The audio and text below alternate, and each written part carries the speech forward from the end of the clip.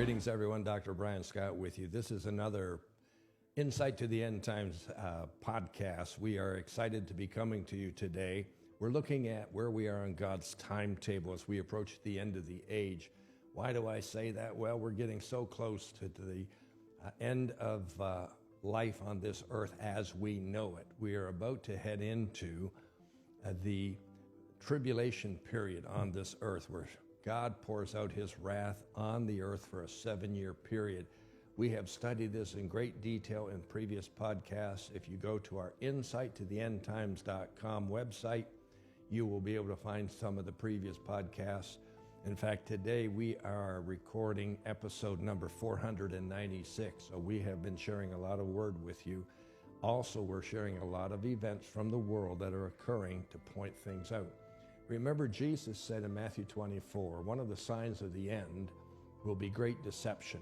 In addition to that, he referred to wars and rumors of wars, and he referred to nations coming against nations and kingdoms against kingdoms.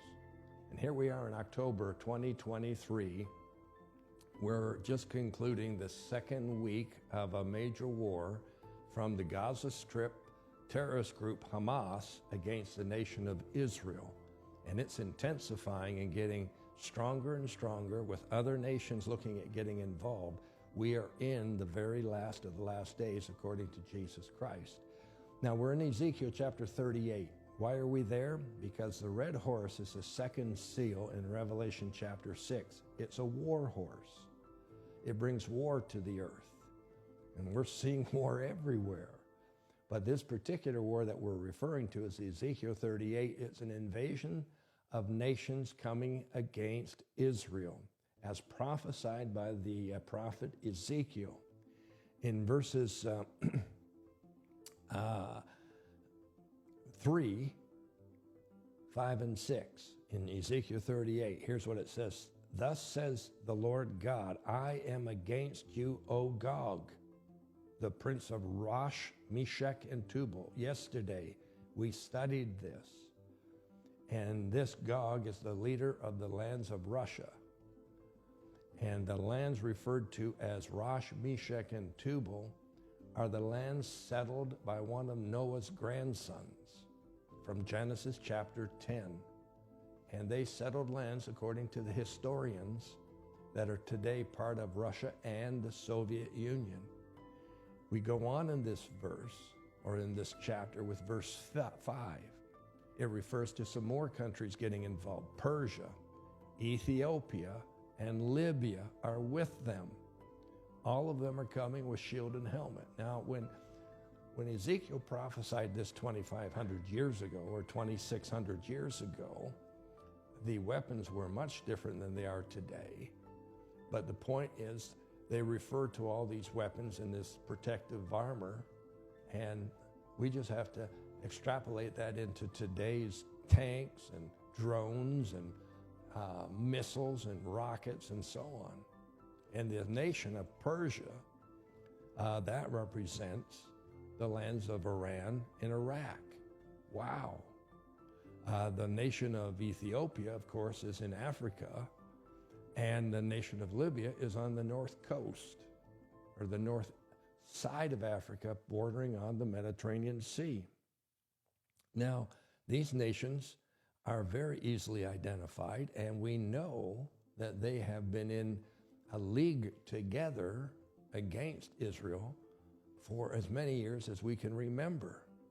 Let me give you some insight here. Iran and Iraq have been closely associated with the nation of Russia, both directly and indirectly, since they signed military treaties in the early part of the 1970s. Recently, there were pictures of a meeting of the leader of Turkey, Erdogan, the leader of Russia, Putin, and the leader of Iran, Khomeini.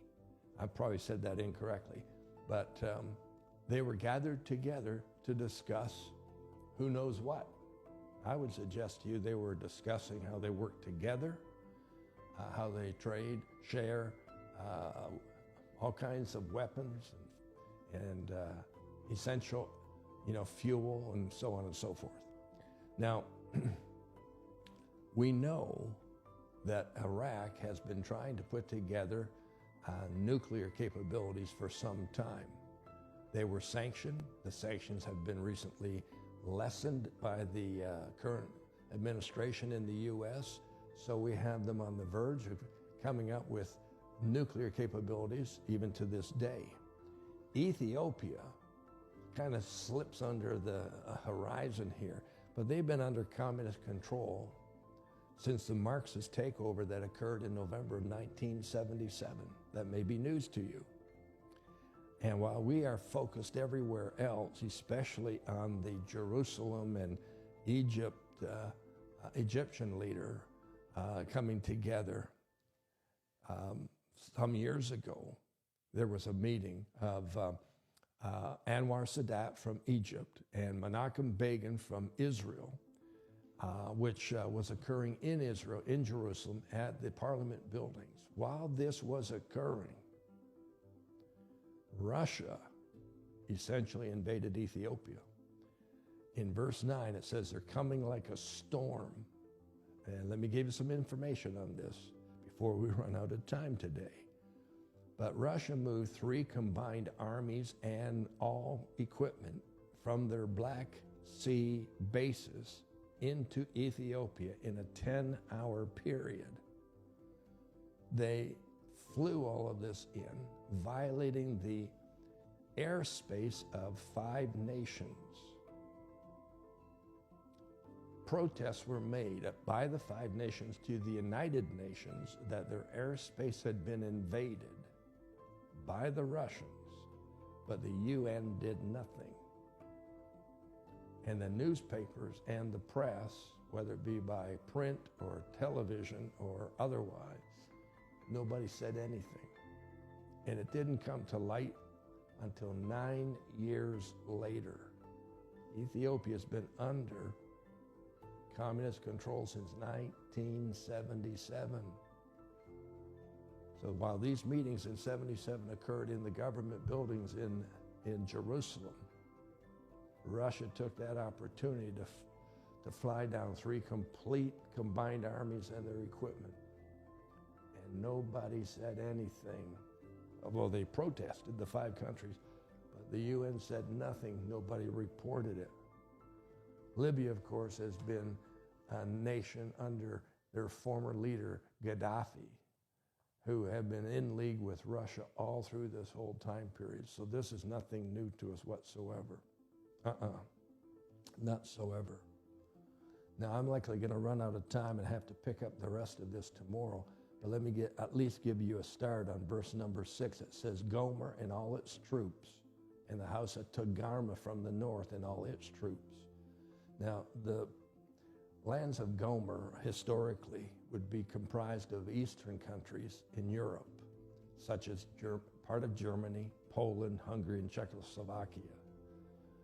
And outside of Germany, these other countries have been under a great deal of influence from the Russian nation. And as we know, Russia has recently invaded the Ukraine. Now in verse 6, it refers to Togarmah as well, and these historically would be the lands of Turkey and maybe even Bulgaria and Romania. Now, Bulgaria and Romania have been influenced strongly, and maybe we could say even under the control of Russia since 1949.